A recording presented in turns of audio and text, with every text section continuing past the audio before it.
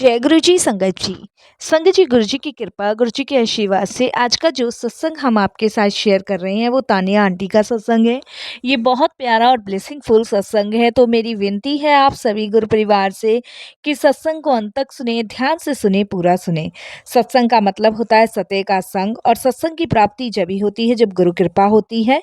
और हम सभी बड़े भाग्यशाली हैं कि हम पे गुरु कृपा हुई और हमें सत्संग सुनने का और शेयर करने का सौभाग्य प्राप्त हुआ। तो प्लीज साथ संगत जी, बिना स्किप किए आप सत्संग को अंत तक सुनिएगा, ध्यान से सुनिएगा, पूरा सुनिएगा। इसके अलावा अगर आप भी अपने सत्संग अनुभव शेयर करना चाहते हैं तो हिंदी में साफ राइटिंग में आप अपना सत्संग लिखकर हमारी जीमेल आईडी पर सेंड कर सकते हैं, ताकि आपके द्वारा सुनाए गए सत्संग से जो भी गुरुजी महाराज की नई जुड़ने वाली संगत होगी उन्हें गुरुजी के कल्याण, महिमा, अनुभव के बारे में ज़्यादा से ज़्यादा पता चलेगा। सत्संग आपको पसंद आए तो आप इसको लाइक कीजिए, चैनल को सब्सक्राइब कीजिए, वीडियो को ज़्यादा से ज़्यादा संगत में शेयर ज़रूर कर दीजिएगा और बेल आइकन दबाना बिल्कुल भी नहीं भूलिएगा। जब भी कोई लेटेस्ट सत्संग आएगा उसका नोटिफिकेशन आपके पास आएगा। तो चलिए संगत जी, चलते हैं गुरुजी महाराज के सत्संग की ओर। सत्संग शुरू करने से पहले करते हैं गुरुजी का मंत्र जाप। ओम नमः शिवाय, शिव जी सदा सहाय। ओम नमः शिवाय, गुरु जी सदा सहाय। जय गुरु जी संगत जी। संगत जी, सबसे पहले गुरु जी महाराज का अनंतम अनंतम शुक्राना। सारी संगत जी को जय गुरु जी। संगत जी, श्रद्धा और विश्वास ही भक्ति का आधार है। योग, तप और साधना ही शक्ति का आधार है। जीवन में थोड़ी सी भी भक्ति हमारा बेड़ा पार कर सकती है।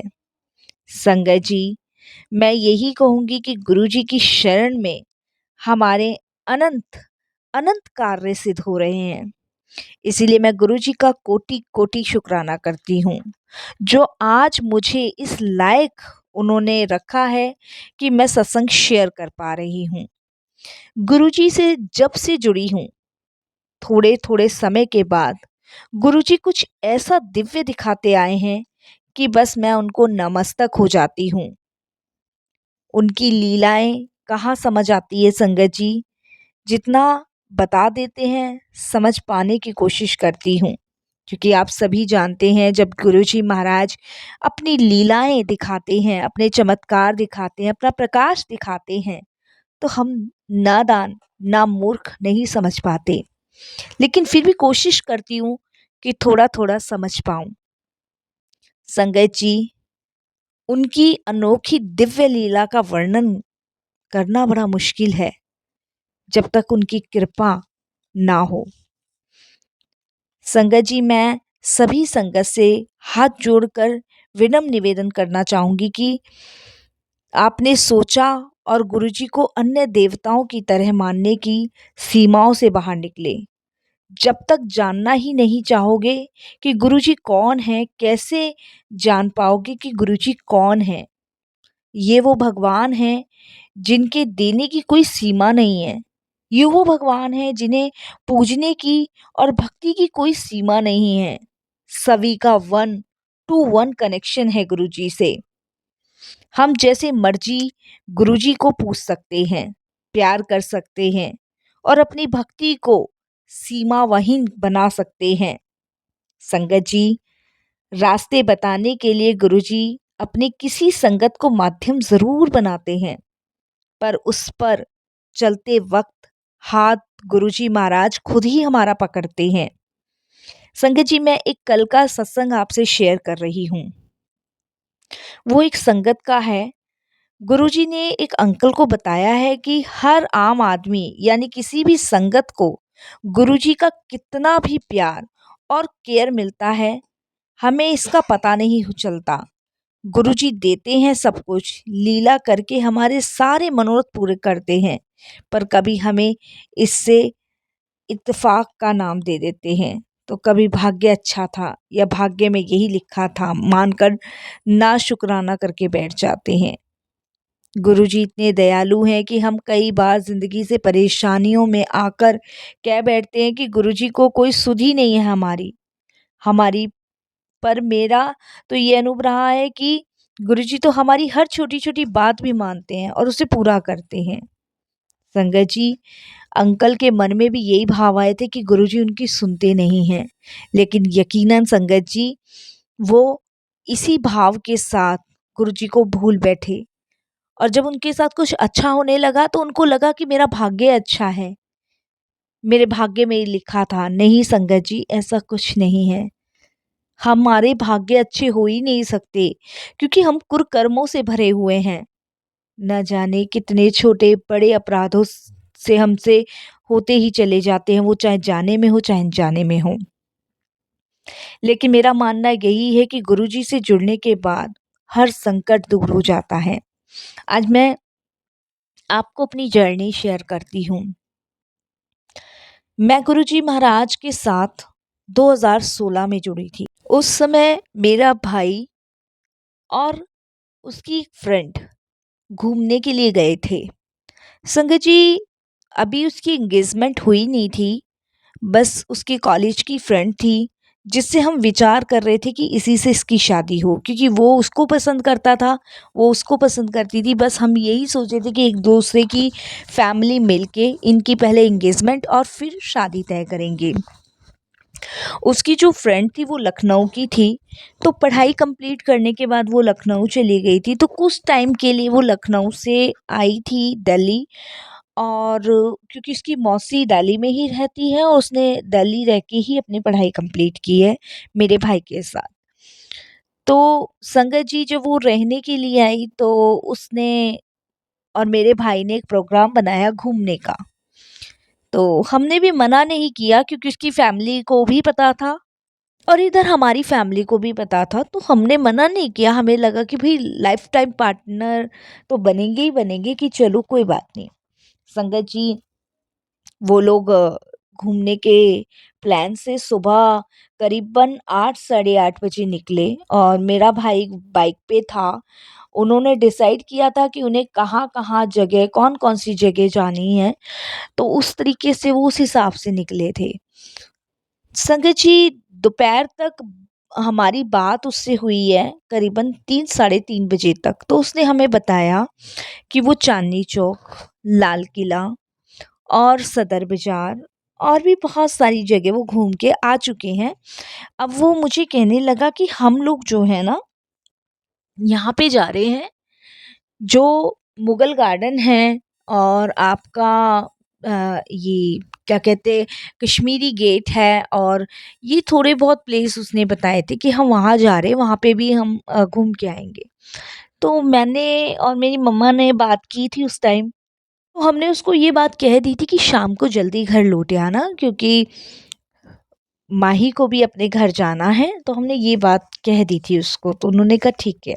और फिर उन्होंने बाद में हमें कॉल करके कहा कि हमें एक मूवी देखने भी जाना है। तो संगत जी, मूवी का जो शो था शाम को 7 बजे से स्टार्ट था। अब 3 घंटे की मूवी तो है, अब बंदा मूवी देखेगा, वहाँ से लौटेगा तो करीबन संगत जी 10 साढ़े 10 बजे तो मान ही लो आप। तो संगत जी, हमने कहा ठीक है, पर टाइम से घर आना। संगत जी, मैंने, मम्मी ने, पापा ने और मेरी छोटी सिस्टर ने डिनर कर लिया था। संगत जी, करीबन 10:35 पे हमें कॉल आता है और मेरे पापा के पास फ़ोन आया और मेरे पापा को उन्होंने बताया कि ऐसे-ऐसे आप जो हैं एम्स हॉस्पिटल पहुँच जाओ। हमें समझ नहीं आया कि एम्स हॉस्पिटल, तो पहले तो हमें यही लगा कि शायद वही कोई फ्रॉड हो सकता है, ऐसे क्यों बोल रहा है, और सारी डिटेल मेरे भाई की है। पापा भी हैरान। तो मेरे पापा ने मेरे भाई को कॉल किया, मैंने माही को किया, दोनों का फ़ोन नहीं लग रहा था। हमने, संगत जी, बड़े हम टेंशन में हुए। इधर माही की फैमिली को भी हमने अ, खबर दी और उसकी मौसी को भी दी। संगत जी, हम लोग जो हैं उस फ़ोन नंबर के द्वारा तो नहीं पहुँचे, हम थाने में पहुँचे। थाने में जाके हमने पुलिस वालों को बोली ये चीज़ें। उन्होंने वहाँ से उस आदमी को कॉल किया, तब उन्होंने बताया कि 2 जनों का यहाँ एक्सीडेंट हो गया है और ऐसे-ऐसे एम्स में एडमिट कराया गया है। संगत जी, हम उसी टाइम एम्स के लिए निकले। वो टाइम मैं कभी नहीं भूल सकती, बड़ा दर्दनाक वो टाइम था, आज भी याद आता है तो। हम वहाँ पहुँचे, पहुँचने के बाद पता चला कि ब्लीडिंग बहुत ज़्यादा हो रही है और जो मेरे भाई के साथ उसकी गर्लफ्रेंड थी माही, वो तो संगत जी नहीं बची, लेकिन मेरे भाई को आईसीयू में रखा गया था। हमें समझ नहीं आ रहा था ये क्या हो गया, क्या नहीं हुआ, हमारी समझ से बाहर था। संगत जी बहुत परेशान थे, माई की फैमिली का तो बहुत बुरा हाल था उन दिनों। हम टेंशन में ये थे कि पता नहीं भाई का क्या होगा। तो मेरी मामा जी की जो वाइफ हैं, उन्होंने हमें गुरुजी के बारे में बताया था कि तुम जो है गुरुजी के दरबार जाओ, वहाँ माथा टेको और अभय ठीक हो जाएगा। मैं, मेरी छोटी सिस्टर बड़े मंदिर गए, गुरुजी के दरबार, वहाँ से जल प्रसाद लाए, वहाँ से हमने प्रार्थनाएं करनी, अरदास करनी शुरू करी। और संगत जी हमने निरंतर गुरुजी से अपने भाई के लिए अरदासें करी। इधर मम्मी का बहुत बुरा हाल था, सिस्टर का हाल बुरा था, पापा का बहुत बुरा था, माही की फैमिली तो टूट चुकी थी। माही को देख के हम सभी बहुत परेशान थे। सबका यही कहना था कि एक बच्चा चला गया, दूसरा बच जाए, इसको कुछ ना हो। संगत जी ये लगा लो कि उस टाइम अगर गुरुजी ना होते तो हमें नहीं पता क्या होता। मेरा भाई तो बिल्कुल जा ही चुका था, लेकिन गुरु की कृपा, गुरु की मेहर से वो ठीक हुआ। कान से लेके और दूसरे कान तक मेरे भाई को 24 टांके आए और ये टांके पूरा फेस खराब कर चुके थे। कम से कम 2 महीने मेरा भाई हॉस्पिटल में रहा। कम से कम संगत जी 15 दिन तो वो आईसीयू के अंदर था। 15 दिन बाद वो वार्ड में आया और उसके बाद घर। उसका बहुत बुरा हाल था, बहुत ही बुरा हाल। वो हार चुका था, टूट चुका था, बिखर चुका था। उसको लग रहा था कि सब कुछ खत्म, अब लाइफ में कुछ नहीं बचा। जैसे मैंने कहा संगत जी कि जब सब चीजें खत्म होती है ना, भगवान वहीं से हाथ थाम लेता है। और गुरुजी ने उसके बाद मेरे भाई का हाथ थामा। सुबह हम गुरुजी का मंत्र जाप लगाते थे, दिन में उसको सत्संग सुनवाते थे। मैं रेगुलर गुरुजी के दरबार से वहाँ से प्रसाद लाती थी, उसे खिलाती थी। लेकिन जिस दिन बड़ा मंदिर बंद होता था, उस दिन मैं गुरुजी को कह के जाती थी कि गुरुजी बस मुझे प्रसाद भाई के लिए दिलवा देना। और मुझे ऑटोमेटिक वहाँ पे एक अंकल हैं जो मुझे प्रसाद देते थे, जिसे मैं अपने भाई को खिलाती थी। धीरे धीरे भाई ठीक होने लगा, लेकिन वो हार चुका था, टूट चुका था। उसका फेस बिल्कुल खराब हो चुका था। वो शीशा भी नहीं देखना चाहता था।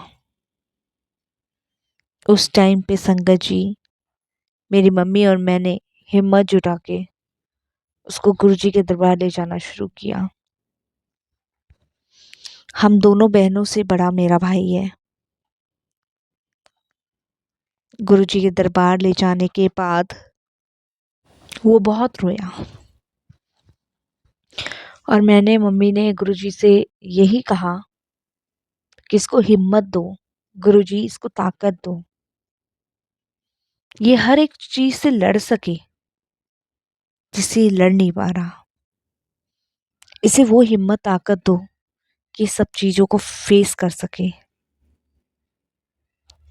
और भगवान ने सुनी, गुरुजी ने सुनी। संगत जी मेरा भाई हर एक उस चीज से लड़ने में सक्षम रहा। गुरुजी से जुड़ने के बाद उसने अपने आप को बहुत संभाला। गुरुजी के दरबार जाना शुरू किया, उनसे अरदासें लगानी शुरू करी और गुरुजी की भक्ति में लीन हो गया। मेरे भाई ने अभी तक शादी नहीं की है क्योंकि वो अपना प्रॉमिस कभी नहीं तोड़ता है। मेरे भाई ने अपना पूरा जीवन परमात्मा की भक्ति में लीन कर लिया। अब वो राधा रानी भक्त हैं, कृष्ण भगवान भक्त हैं और गुरुजी भक्त हैं। मेरा भाई अब दिल्ली में नहीं रहता है, वो मथुरा वृंदावन रहता है, इस्कॉन टेम्पल। वहाँ पे अपना जीवन राधा रानी के चरणों में समर्पित कर आया है और यहाँ पे गुरुजी के पास दिल्ली आता है मंडे को और गुरुजी का शुक्राना करके फिर वापस चला जाता है। वो कहता है मैं चाहे यहाँ रहूं चाहे वहाँ रहूं, लेकिन हर हाल में गुरुजी ने मुझे संभाला हुआ है। वो कहता है गुरुजी और भगवान उससे बात करते हैं। अब मैं अपना जीवन उन्हीं में समर्पित करना चाहता हूँ। तो इस आए हुए तूफान को गुरुजी ने रोका, इसके लिए मैं शुक्राना करती हूँ और हर पल शुक्राना करती हूँ। मैं सारी संगत जी को यही कहती हूँ कि गुरुजी का शुक्राना करो, बस शुक्राना करो, शिकायत मत करो। आप ये गलतफहमी मत पालो कि ये आपके भाग्य में लिखा है, ये आपके भाग्य में होना ही होना है। नहीं, ये गुरुजी का चमत्कार है, ये गुरुजी की लीलाएं हैं, ये गुरुजी की ब्लेसिंग्स हैं जो हमारे जीवन में शायद हो रही हैं। इसीलिए हर पल उनका शुक्राना करो, हर पल। जितना उनका धन्यवाद करोगे, जितना उनका शुक्राना करोगे, उतनी हर एक विपदाओं, हर एक परेशानियों से दूर हो जाओगे। यही मैं सत्संग को विराम करती हूँ। ओम नमः शिवाय। शिव जी सदा सहाय। ओम नमः शिवाय। गुरुजी सदा सहाय।